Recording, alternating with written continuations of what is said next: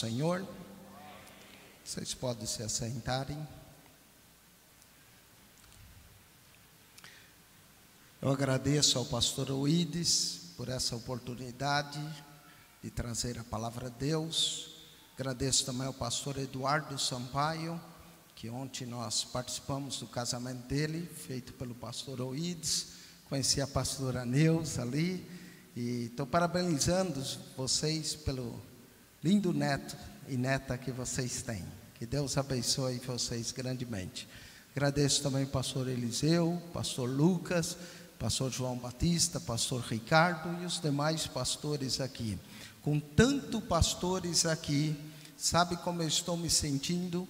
Como um leãozinho na cova dos Daniéis, não é? Mas que Deus possa ter misericórdia de mim para trazer a palavra de Deus para vocês. Amém? Quantos aqui não me conheciam ainda? Levante a mão. Olha quanta gente não me conhecia. Eu quero dizer a vocês que não me conheciam que vocês não perderam nada.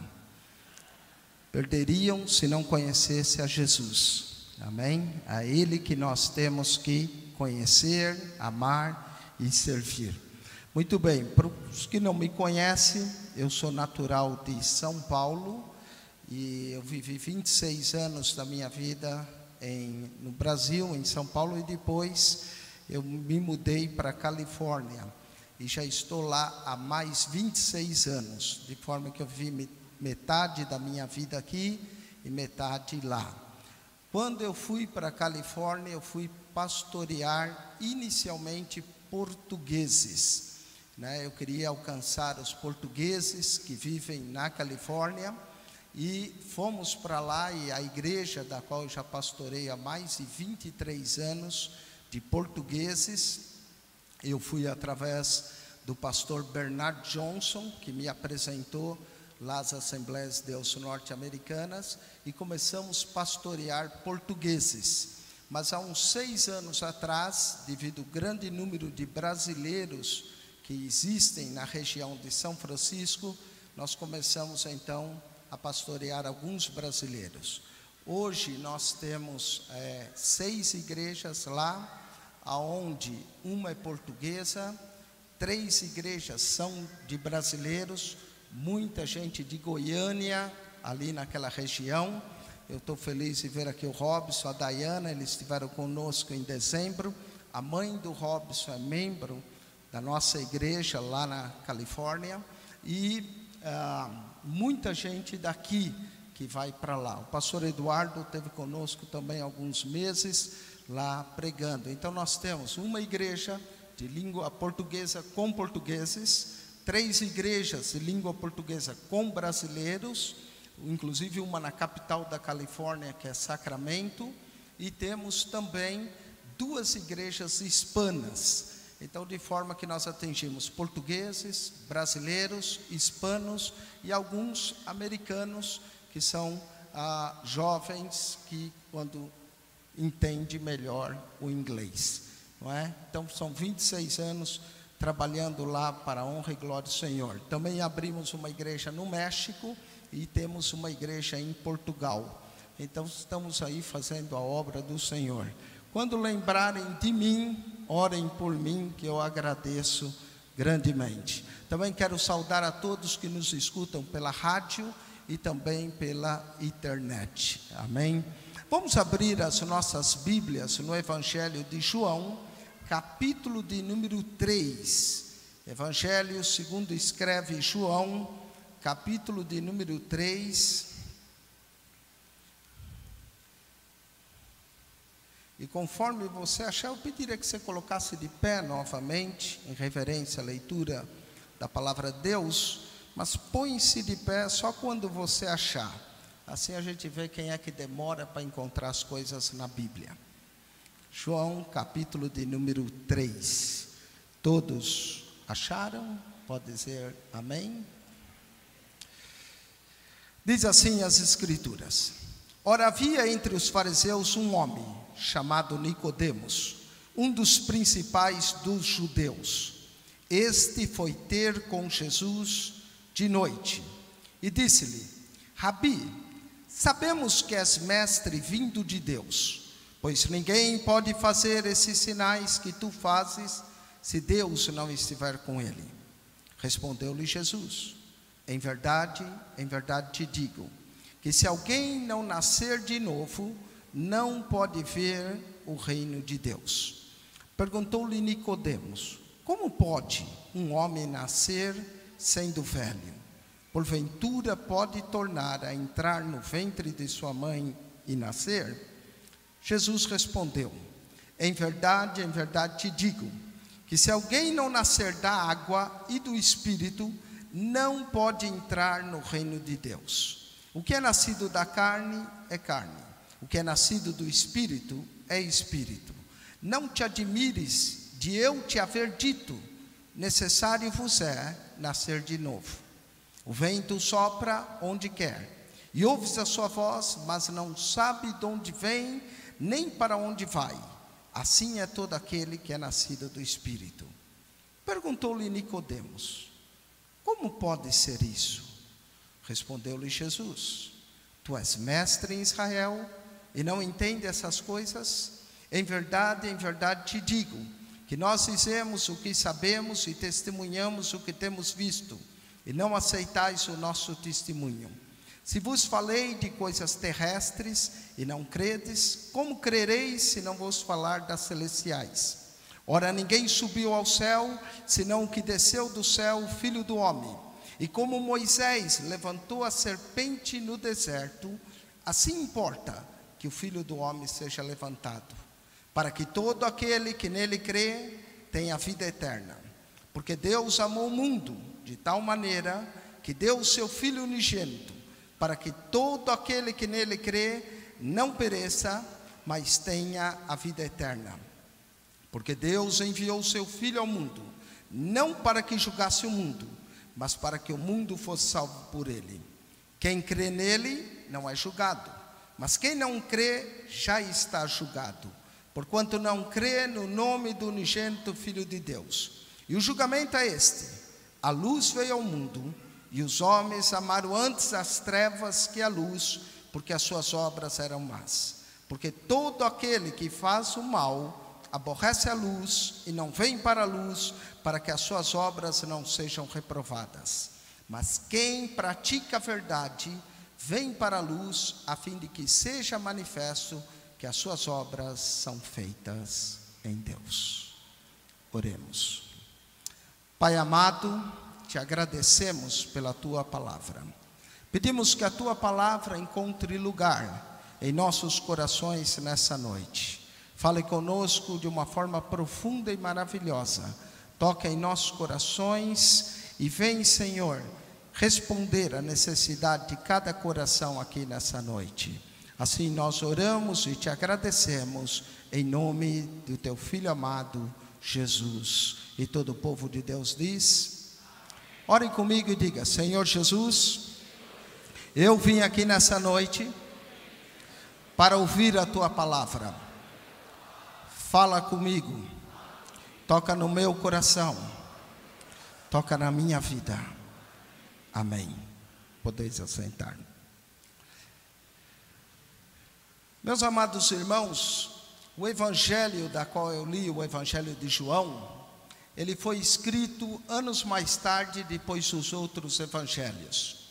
Os três primeiros evangelhos, Mateus, Marcos e Lucas, eles têm histórias similares. Quando você lê Mateus, depois você lê Marcos e Lucas, você vai ver uma certa similaridade nos sinais, nos milagres que acontecem. João é considerado o evangelho suplementar, ou o evangelho, alguns dizem, complementar. Nesse evangelho nós encontramos, de uma forma mais pessoal, 27 encontros pessoais de Jesus. Há coisas que nos registra no evangelho de João, que somente aparecem no evangelho de João. Por exemplo, esse encontro de Jesus com Nicodemos. Nós encontramos isso somente no evangelho de João. Mateus, Marcos e Lucas nem sequer menciona Nicodemos, mas aqui João menciona esse homem. João nos diz que havia entre os fariseus um homem chamado Nicodemos. A primeira coisa que eu quero chamar a atenção é acerca do nome desse homem, Nicodemos. Nico vem do grego, que quer dizer vitória. Até há um tênis nos Estados Unidos e uma marca que chama Nike, que vem justamente do termo Nico, do grego. Demos é uma palavra que nós conhecemos, nós usamos ela, democracia, não é? Demo quer dizer povo, cracia, governo, seria o governo do povo. Então presta atenção, o sentido do nome desse homem é Nicodemos, quer dizer vitória sobre o povo.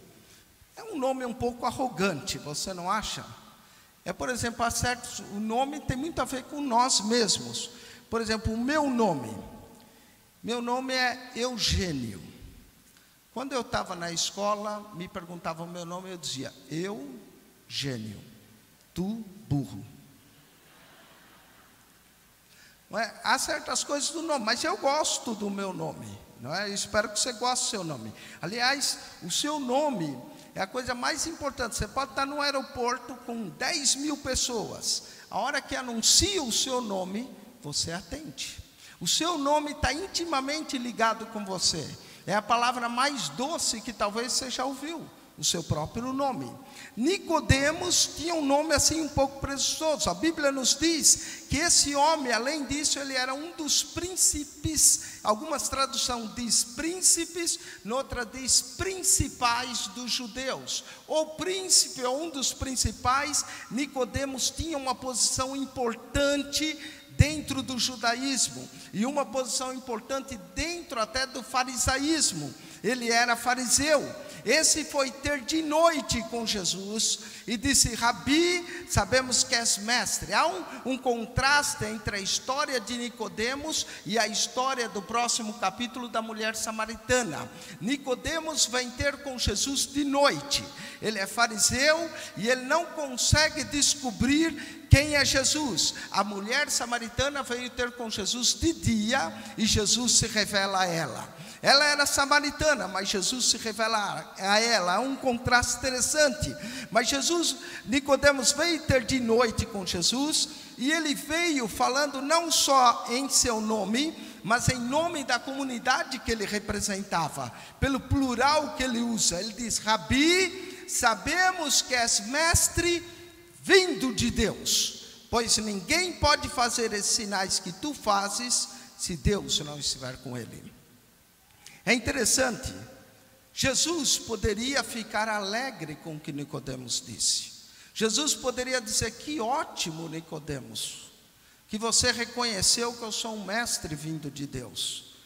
Quem sabe você quer ser um dos meus seguidores. Mas olha o que acontece. Jesus ouve esse elogio, e Jesus vai responder para Nicodemos algo que Nicodemos não esperava. Porque Jesus sabe o que vai dentro de cada coração.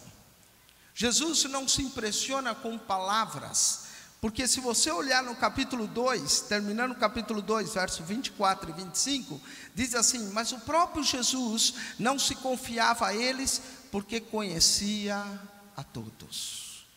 Jesus conhece você, Jesus sabe o que está no seu coração, Jesus sabe exatamente o que você está pensando. E ele conhecia Nicodemos. E olha só o verso 25, diz que não necessitava que alguém lhe desse testemunho do homem, pois ele bem sabia o que havia no homem. Ele sabe exatamente o que está dentro de cada coração, de cada pessoa. E ele então Jesus tem esse encontro com Nicodemos, e Jesus então diz para Nicodemos, em verdade, toda vez que Jesus fala em verdade, ele quer chamar atenção. Em verdade te digo, que se alguém não nascer de novo, não pode ver o reino de Deus.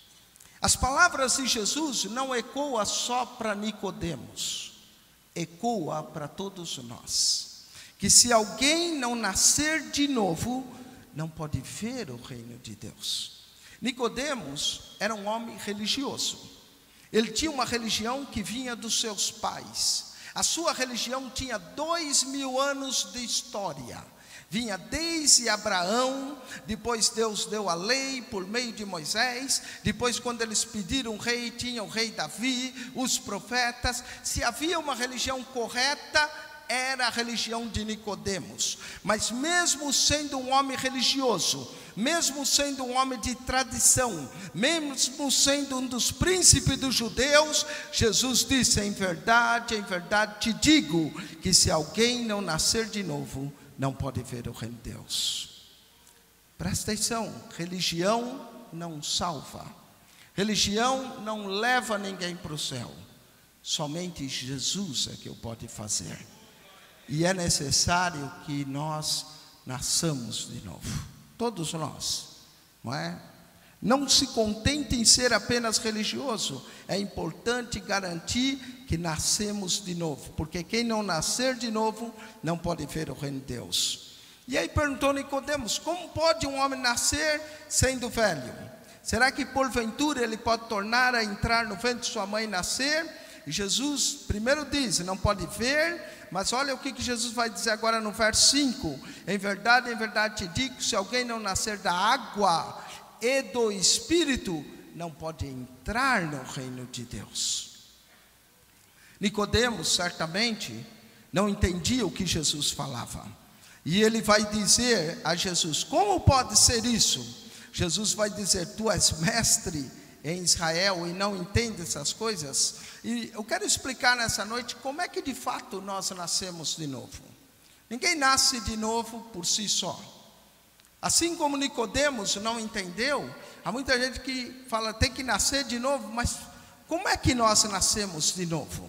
E Jesus então vai explicar a Nicodemos. Olha a figura que Jesus usa no verso 14. E como Moisés levantou a serpente no deserto, assim importa que o Filho do Homem seja levantado. Nós nascemos de novo, não pela nossa própria vontade, não pelo nosso próprio querer. Nós nascemos de novo, da mesma forma que Jesus explica para Nicodemos. Assim como Moisés levantou a serpente no deserto. Números capítulo 21 nos diz o seguinte, em Números 21, verso 5: e o povo falou contra Deus e contra Moisés: por que nos fizeste subir do Egito para morrermos no deserto? Pois aqui não há pão e não há água, e a nossa alma tem fastio desse miserável pão. O miserável pão era o maná que Deus mandava. Então o Senhor mandou entre o povo serpentes abrasadoras, que o mordiam, e morreu muita gente de Israel. Olha que interessante, o povo, quando se viu apertado, murmurou contra Deus e falou contra Moisés. E o povo murmurou, o que Deus fez foi mandar serpentes que picavam o povo. E conforme as serpentes iam picando, ia morrendo muita gente. Pelo que o povo veio a Moisés e disse: pecamos, porque temos falado contra o Senhor e contra ti. Ora ao Senhor para que tire de nós as serpentes. Olha como é perigoso nós falarmos contra Deus e contra os líderes que Deus coloca. Mas as serpentes, então Moisés foi orar, e Deus poderia ter matado as serpentes, mas em vez de matar as serpentes, Deus deu uma ordem a Moisés. Deus disse: Moisés, você vai fazer o seguinte, diz o Senhor: você vai fazer uma serpente de bronze e você vai pôr numa haste, e será que todo que for mordido, olhar para ela, viverá. Ora, nós sabemos que se uma serpente nos pica, não adianta olhar para uma serpente de bronze. Você precisa do antídoto rapidamente, porque no momento que a serpente pica, entrou na corrente sanguínea do seu corpo, enquanto o sangue vem subindo, se chega no coração o veneno, você está morto. E dependendo da serpente, 10, 15 minutos, a pessoa está morta. Deus podia matar as serpentes, mas Deus mandou Moisés construir uma serpente de bronze. As pessoas eram picadas. Quando elas olhavam para a serpente de bronze, o que ela tinha que ter? Fé. Exatamente, fé. Ele olhava para a serpente, tinha fé que aquele veneno não ia matar eles. e não matava. É dessa forma, Jesus falou, que assim como Moisés levantou a serpente, importa que o Filho do Homem. Todos nós fomos picados pela antiga serpente chamada Satanás. Ele colocou o veneno em nós, chamado pecado. Pelo que todos nós somos pecadores. Mas quando você olha para Jesus, quando você contempla o sacrifício que Jesus fez por você, e tem fé nesse sacrifício, esse sacrifício tira o veneno original do pecado, e é aí que você nasce de novo. Quando nós contemplamos a Jesus, é Ele o Salvador, e é isso que Jesus explica a Nicodemos. Assim como Moisés levantou a serpente, assim importa que o Filho do Homem seja levantado. E aí Jesus vai dizer, para que todo aquele que nele crê, tenha vida eterna. Vida eterna só se obtém crendo em Jesus. Vida eterna não se obtém vindo à igreja, é bom vir à igreja, mas vida eterna se obtém crendo na pessoa de Jesus. E aí Jesus vai falar esse verso maravilhoso, que resume todo o texto das Escrituras. Porque Deus amou o mundo, Deus amou a você, Deus amou a mim, de tal maneira que deu o seu Filho unigênito, para que todo aquele que nele crê, não pereça, mas tenha a vida eterna. Deixa eu falar um pouco desse verso. Há pelo menos 5 doutrinas nesse verso. Primeira doutrina, doutrina de Deus, porque Deus amou o mundo de tal maneira que deu o seu Filho unigênito. Segunda doutrina, doutrina do Filho unigênito de Deus, o Filho de Deus, Jesus. Terceira doutrina, para que todo aquele que nele crê, é a doutrina da fé. Deus enviou Jesus, mas você precisa ter fé na pessoa de Jesus para ser salvo. Não pereça, é a quarta doutrina, doutrina do inferno, mas tem a vida eterna, a quinta doutrina, doutrina do céu. Há ainda algo mais maravilhoso nesse verso. Ele tem 5 verbos, porque Deus amou, o verbo amar, o mundo de tal maneira que deu, o verbo dar. Quem ama, dá. Deus amou o mundo de tal maneira que deu o seu Filho unigênito, para que todo aquele que nele crê, terceiro verbo, o verbo crer, não pereça, o quarto verbo, o verbo perecer, mas tenha a vida eterna, o quinto verbo, o verbo ter. Deus amou, Deus deu, você e eu precisamos crer, para que nós não pereçamos, mas tenhamos a vida eterna. O verso ainda é tão maravilhoso, que eu posso pegar esse verso e quebrar ele em várias partes e mostrar a grandeza dele.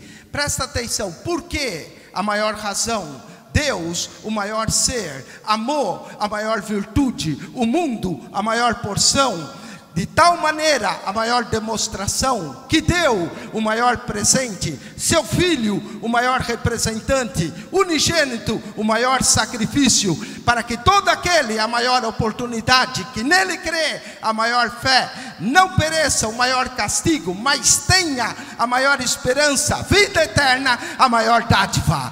Deus nos amou de tal maneira que deu o seu Filho unigênito, para que todo aquele que nele crê não pereça, mas tenha a vida eterna.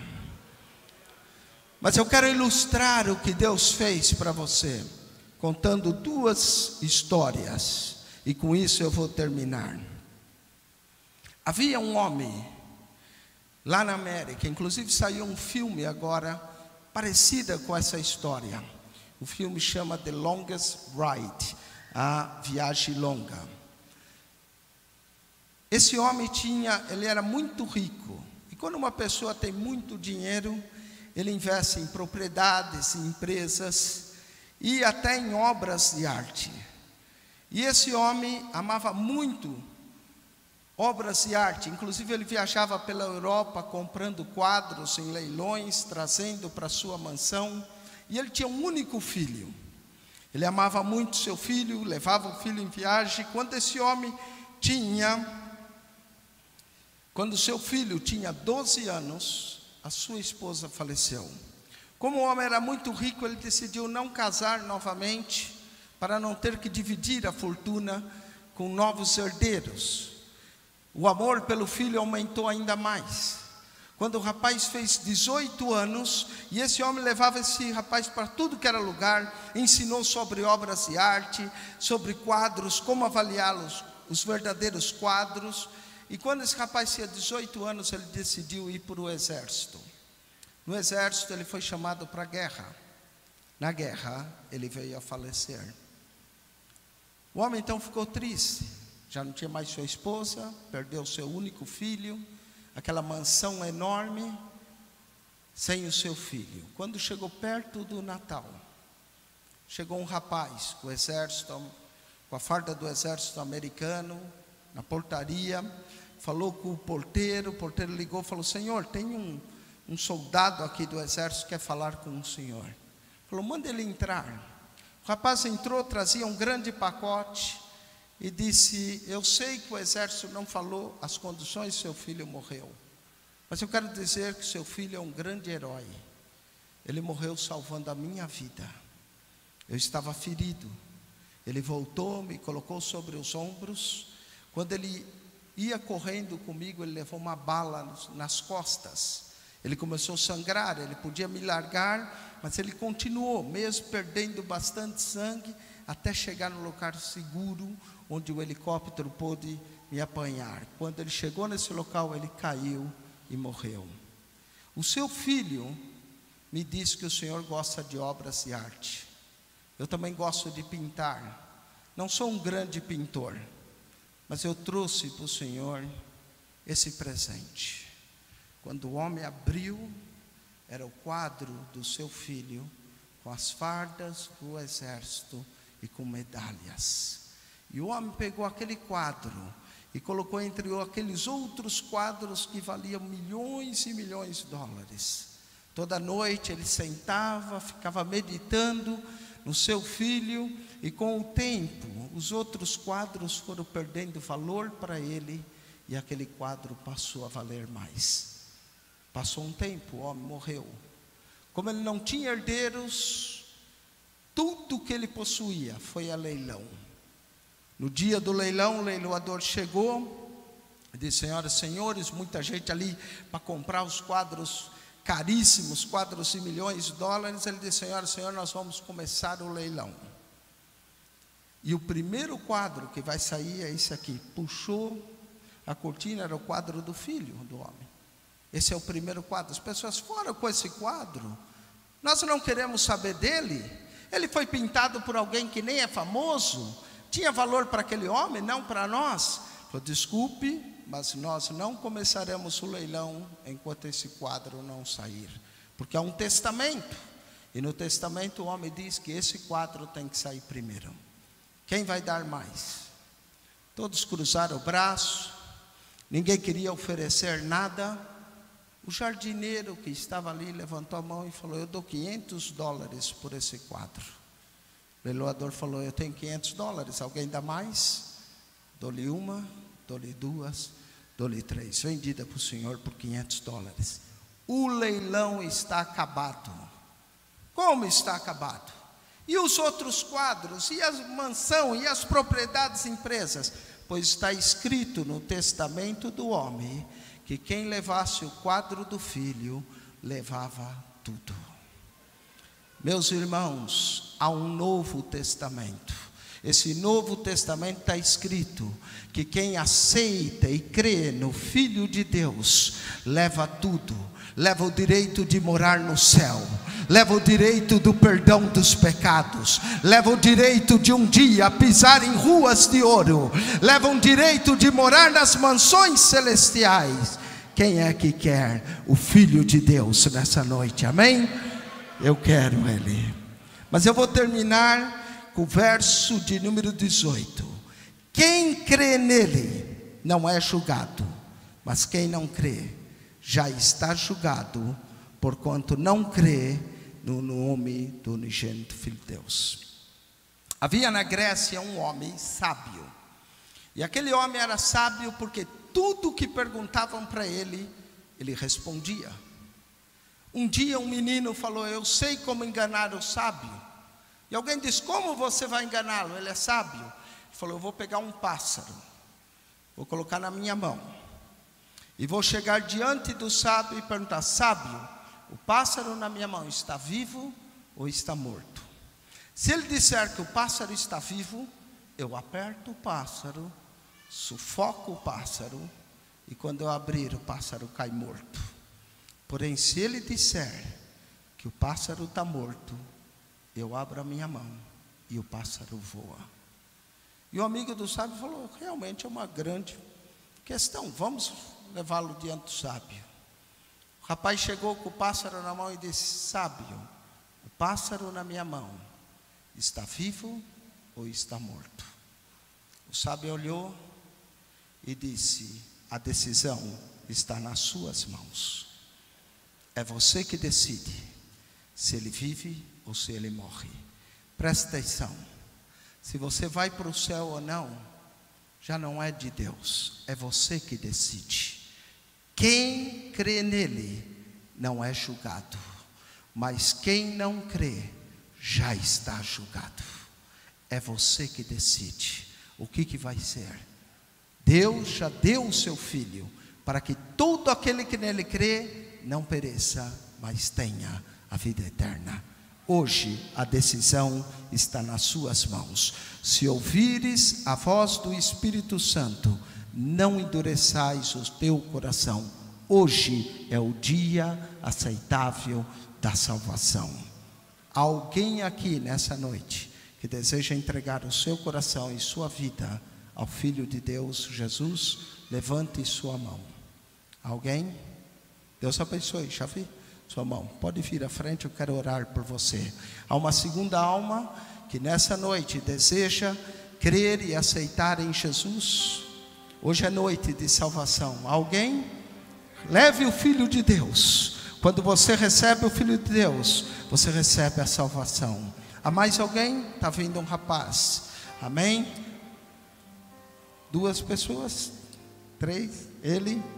2 pessoas. Onde está a terceira pessoa nessa noite que quer receber o Filho de Deus? Está vindo. Deus te abençoe, jovem. Há uma quarta pessoa. Há uma quinta pessoa.